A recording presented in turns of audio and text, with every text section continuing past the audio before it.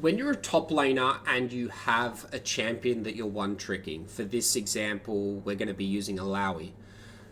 As a top laner, there are really two things you need to worry about in-game once you've mastered the champion itself.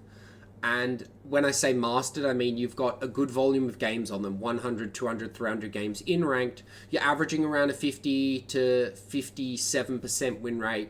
You know how to lane, you know how to mid game, you know how to late game. Like, you've played enough of that champion all stages of the game to have a basic understanding of the game.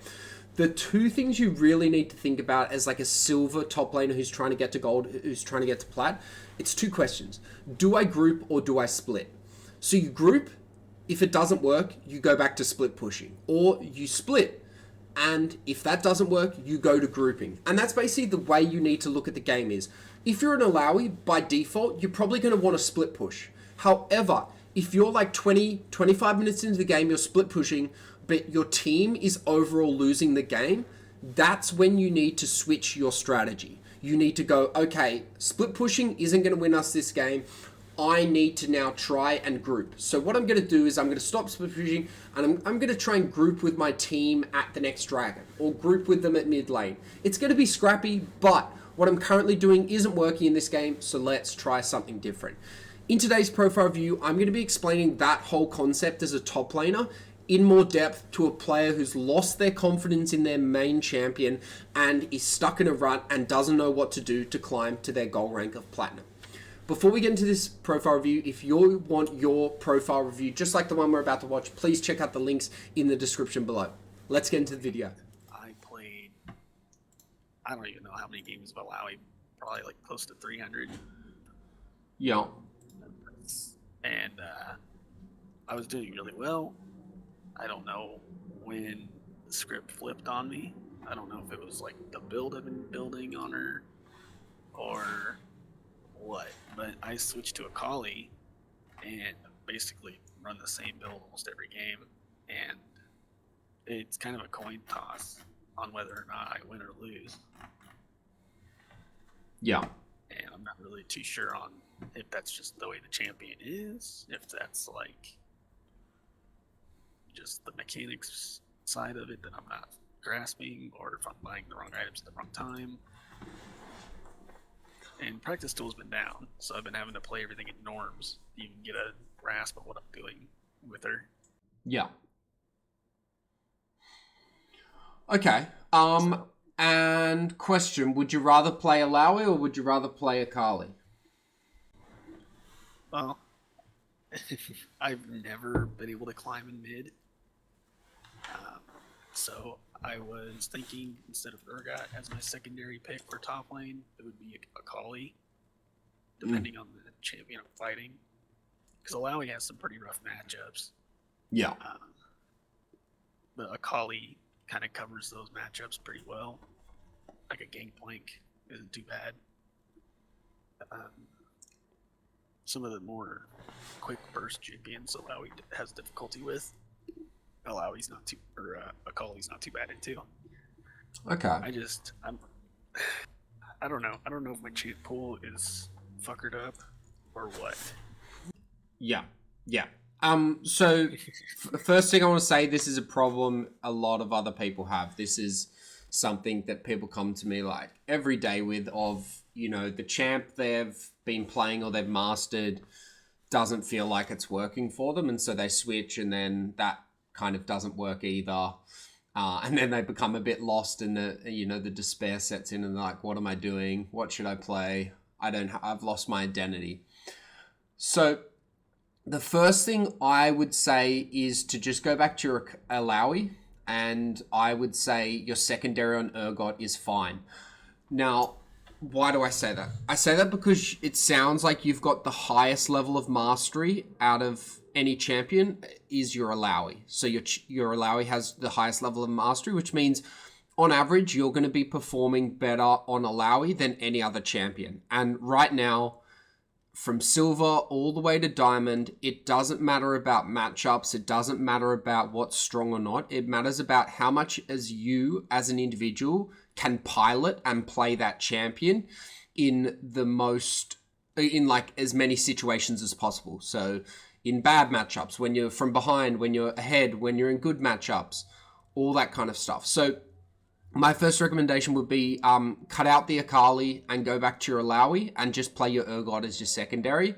And if you get like auto-filled into mid, well, okay, maybe play your Akali, but even then I'd still probably rather your Ziggs, because I can just see on your op.gg, your Ziggs looks a little bit more successful. I play a lot of Ziggs, and I think that would be a fine champ that's a lot more consistent. I just think Akali's too coin flip and quite mechanically complicated for you to try and just start learning.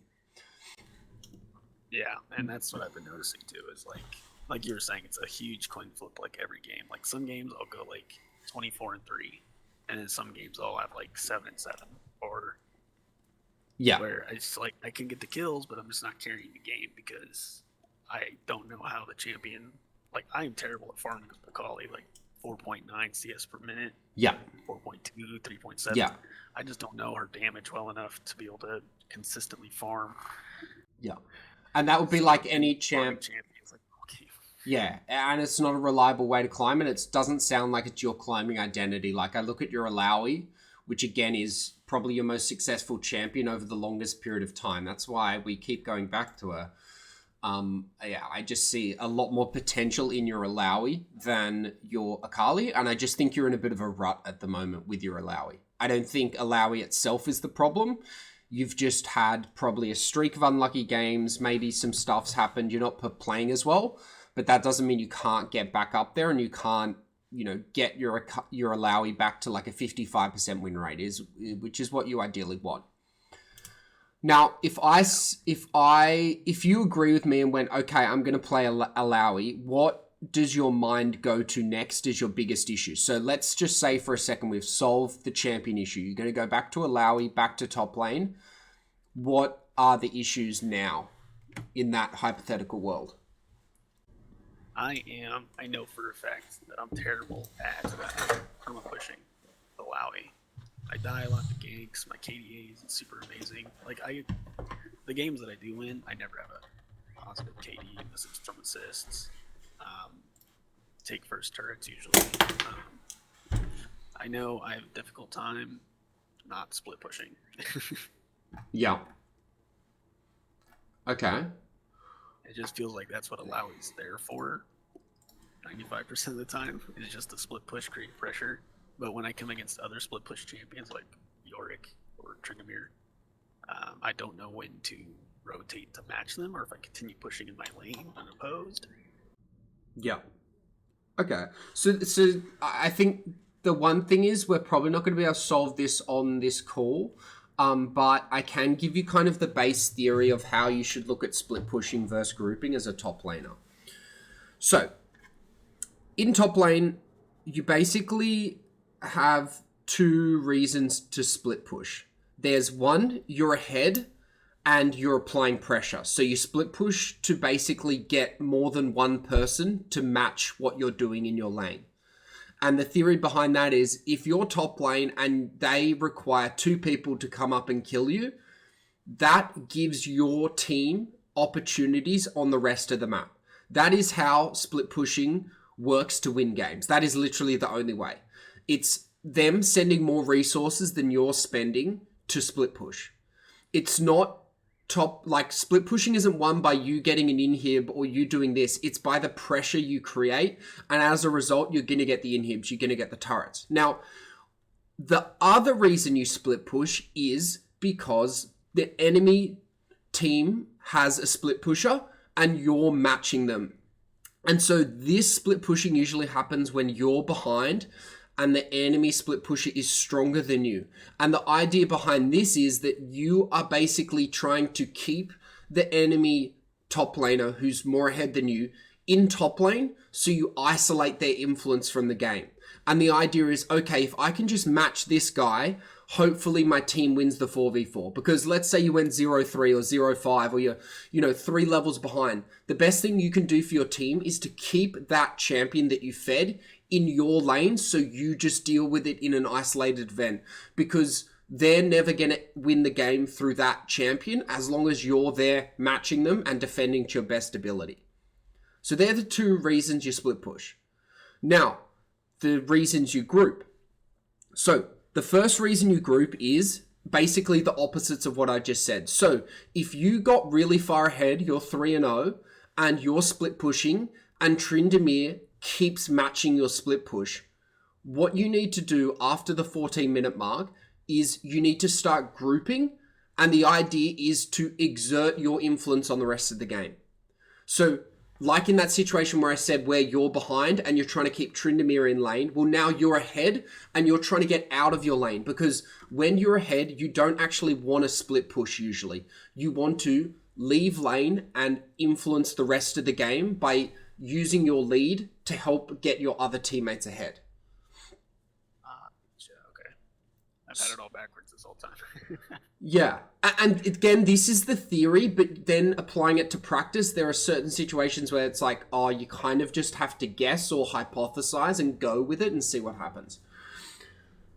And then the other reason you would split push is if you know your top laner is, let's say, going to eventually outscale you and your team doesn't need you to be in fight. So if your team is winning every 4v4, that is when you go, okay, I'm going to go the Tyler 1 hull breaker split push Alawi that you kind of play. So your playstyle basically fits into one of the 4 win conditions of the game. So, but you're playing it in all 4 of them, if that makes sense. And that's why you're not winning every game, is because you're playing the same playstyle regardless of if you're ahead, regardless of if you're behind. Okay, that makes sense. Yeah. So that is the theory, but then applying that into practice is another thing entirely. And basically the way you're going to have to do it is, I actually just coached a player to get out of this habit, is you basically have to, whenever you see yourself going top lane after 14 minutes. So the reason why you don't really care about top lane after 14 minutes if you're ahead is because the enemy top laner can catch up taking a tier 1 top lane, but a tier 1 top lane turret is never going to win the game for the top laner. And while they're doing that, the idea is that, well, you're at dragon securing the 3rd dragon, or you're in the next team fight where you get a triple kill. And the idea is like, okay, I've got my lead now, I've left my lane, and I'm helping my team win the game through dragons, through team fights, while my enemy top laner is top taking a tier 1 turret. Because that's useless. No one cares about a tier 1 turret unless it's mid lane after 14 minutes, because it doesn't actually open that much of the map up, and it doesn't really create a win condition. So that's the theory behind why you should group when you're ahead, is that particularly when your team is struggling, so you're like 3-0, but all your team is losing, that's when you need to get out of the lane, because if you continue to just stay in top lane, your team is eventually going to lose the game because they're already behind and they basically need help. Yeah, that's a frustrating part. Yeah. That I have noticed also. Like, I'll be split pushing, creating pressure, and then the team just won't take objectives, or they'll lose the 4v4. Yeah. And I could have been there and they could have won it. Yeah, and the other thing you need to start doing is, okay, like just what you've said, that example is perfect. Okay, I'm split pushing and it's not working. Every time I split push, oh, my team loses the fight. Okay, well, within that game, then you've got to go, this current strategy is not working. Let's try something new. We're going to lose the game anyway, almost. Think of it like that. Okay, well, let's see if I can group with my team and see if I can change the outcome of the game. So don't basically keep the same strategy, whether it's raining, whether it's sunny, whether it's snowing, whether, it's overcast. You have to start mixing up the way you think you can end the game. And as a top laner, it's really 2 things. It's either split pushing or grouping. If split pushing isn't working, group. If grouping isn't working, split push. Basically, think of it like that. And because Alawi is a, relatively good split pusher, have your default as split push. But then if it's not working, whether you keep dying to your laner, or you need to help your team because they're going to lose the game, that's when you start grouping. I see, okay. Your build looks fine. I would almost recommend always go Iceborne. And the idea is that you're just kind of like, your Iceborne's better than your Divine Sundra, I would say. Okay. I don't know the latest Alawi build. Again, you could just use a site like this, or if you know one trick Alawi that you follow. I wouldn't really recommend what Tyler does because he's a bit of a weird Yeah, he's play like a style. teacher. Like he's entertaining, but it's not the best to learn from a like I actually want to improve at this game. Yeah, cool. So this is really the standard build I would like to see, and then you chuck in the hull breaker if it's like, okay, my team's winning the 4v4s and I want to keep my top laner top and beat them at split pushing. Yeah. Gotcha. Okay.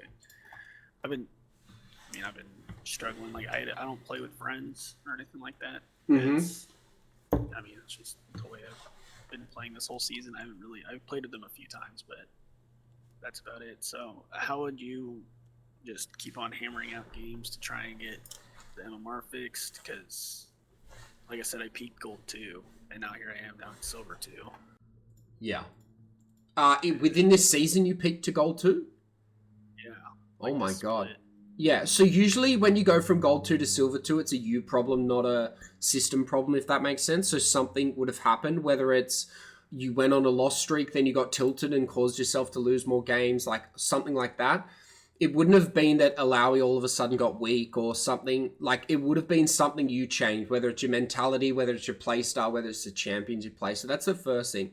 The second thing is you're not going to be able to do much for your MMR and how much LP you're gaining until the end of the split, which is, I think, the 17th of next month. So in about 20 or so days.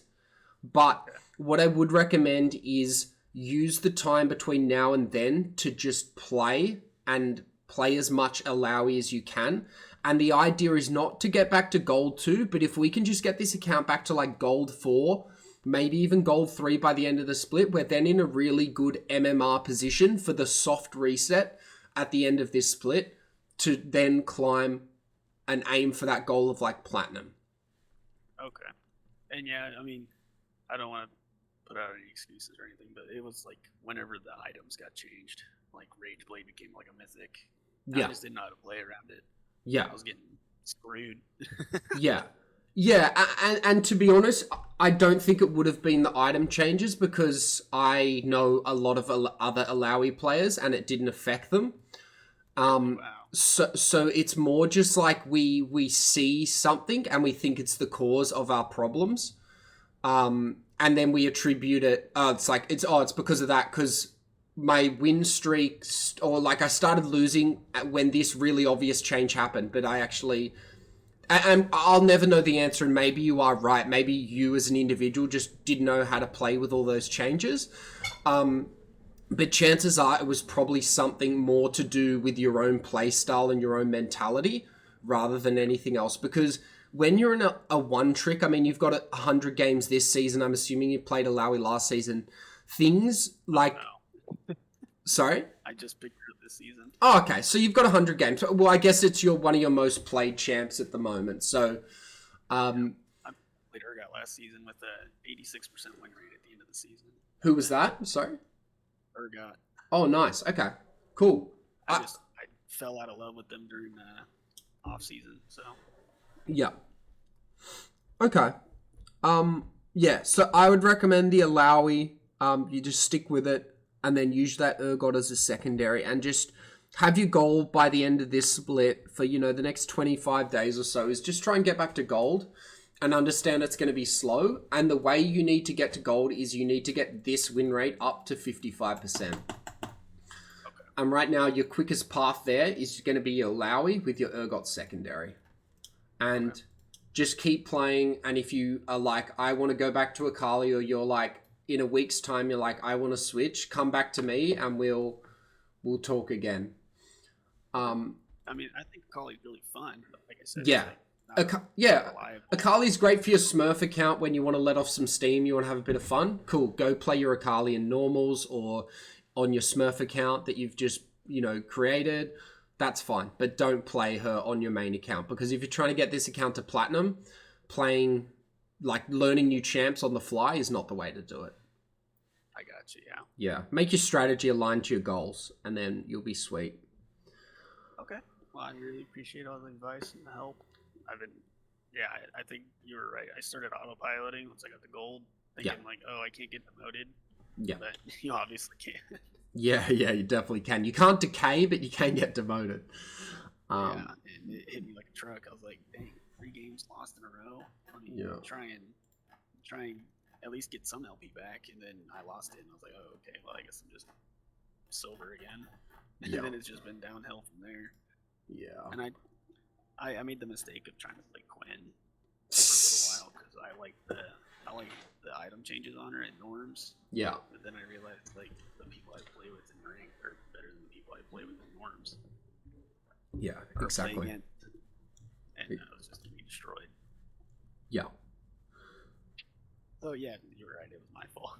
Yeah, I mean, it's probably a lot of things. Like, it could be the item changes, it could be this, it could be that. But at the end of the day, the only thing we can change is how you're approaching the game. We can't change the patch notes. We can't change what items are OP. All we can change is, your play style at the end of the day. And generally, we don't actually have to change the play style. We just need to learn to adapt. So yeah, I think stick with the Alawi. Give it a go. If you're still having issues after this chat, after I would say 20 more games on Alawi, the win rate still hasn't improved from 44%, come back, and that's maybe when you would have to consider actually having a game review with a coach, because there's only so much, I guess, advice you can get that's free, that's meaningful, before you actually need the personal kind of experience of someone needs to watch my gameplay and tell me what I'm doing wrong. And again, if you can't afford coaching, get a friend. If you have a higher ranked friend than you, get a friend to help you review your gameplay with you, because chances are they'll see shit you're doing wrong that you can't see. So yeah, those are basically the two options you're going to have to look at next. If you play 20 more games on Alawi and it still feels like it's not working, you will need a coach, or you'll need a friend who can give you advice.